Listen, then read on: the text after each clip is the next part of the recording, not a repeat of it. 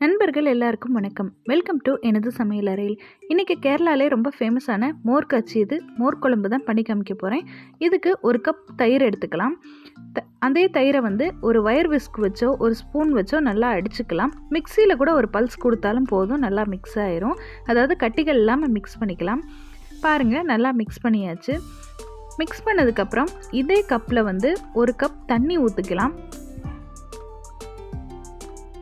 இந்த ஒரு கப் தண்ணியை தயிரோடு உள்ளே சேர்த்துக்கலாம். சேர்த்துட்டு இதை மிக்ஸ் பண்ணி விட்டுக்கலாம். ஆப்வியஸ்லி இது மோர் ஆயிடுச்சு. இந்த மோரில் தேவையான அளவு உப்பு சேர்த்துட்டு இதை ஒரு மிக்ஸ் பண்ணிவிட்டு இதை ஒரு சைடு வச்சுக்கலாம்.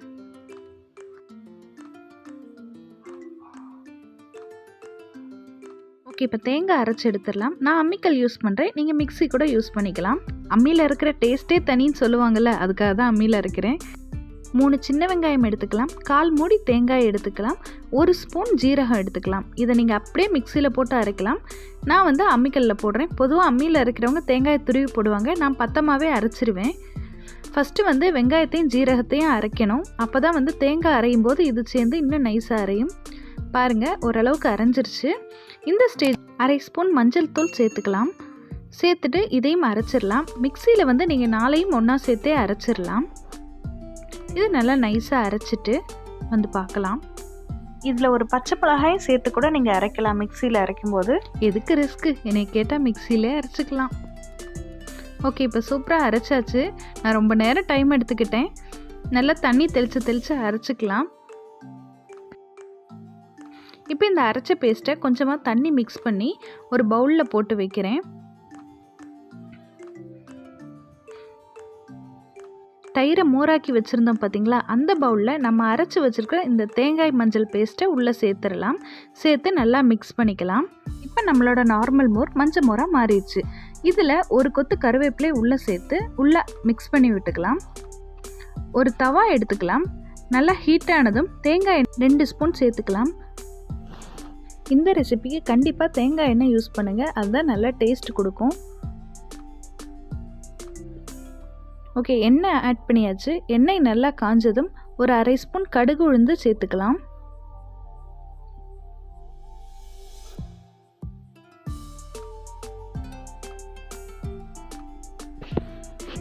கடுகு உளுந்து நல்லா பொரியவும் 1/4 ஸ்பூன் வெந்தயம் சேர்த்துக்கலாம். வெந்தயமும் நல்லா கலர் சேஞ்ச் ஆயிடுச்சு. இப்போ இதில் 3 போல் வரமிளகாய், வத்தல் மிளகாய் சேர்த்துக்கலாம். கிள்ளி சேர்த்துக்கோங்க. வத்தல் மிளகாய் சேர்த்து ஒரு மிக்ஸ் பண்ணிக்கலாம். அடுத்ததாக 4 பூண்டு பற்களை பொடி பொடியாக கட் பண்ணி போட்டுக்கலாம். இதுக்கு அடுத்ததாக ஒரு கொத்து கருவேப்பிலை உள்ளே சேர்த்துக்கலாம்.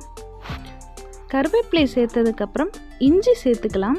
இஞ்சி பார்த்திங்கன்னா ஒரு 1/2 இன்ச் இஞ்சியை பொடி பொடியாக கட் பண்ணி உள்ளே சேர்த்துக்கோங்க. இஞ்சி பூண்டு பேஸ்ட்டாக தயவுசெய்து சேர்த்துறாதீங்க, டேஸ்ட் மாறிடும். இப்படி தனித்தனியாக போட்டுக்கோங்க. கடைசியாக சின்ன வெங்காயம் ஒரு 5 சின்ன வெங்காயத்தை பொடியாக கட் பண்ணி உள்ளே ஆட் பண்ணிக்கிறேன். இதையெல்லாம் சேர்த்து நல்லா வதக்கணும். ஒரு 2 நிமிஷம் கலர் சேஞ்ச் ஆகிற அளவுக்கு வதக்கணும். இப்போ பாருங்கள், நல்லா கலர் சேஞ்ச் ஆயிடுச்சு. இந்த ஸ்டேஜில் மோரும் தேங்காய் பேஸ்ட்டும் மிக்ஸ் பண்ணி வச்சுருக்கிற இந்த மிக்சரை உள்ளே ஆட் பண்ணிக்கலாம்.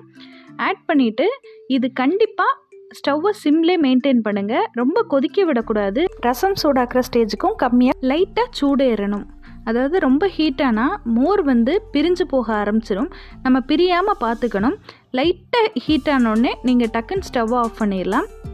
ஸ்டவ்வை சிம்லே வச்சுட்டு லைட்டாக ஹீட் ஆனதும் ஆஃப் பண்ணிடுங்க. அவ்வளோதான், நம்மளோட மோர் காய்ச்சியது அதாவது மோர் குழம்பு ரெடி. இந்த ரெசிபி நீங்களும் ட்ரை பண்ணி பார்த்துட்டு எப்படி இருக்குன்னு சொல்லுங்கள். இன்னொரு சூப்பரான வீடியோவின் சந்திப்போம். டாட்டா.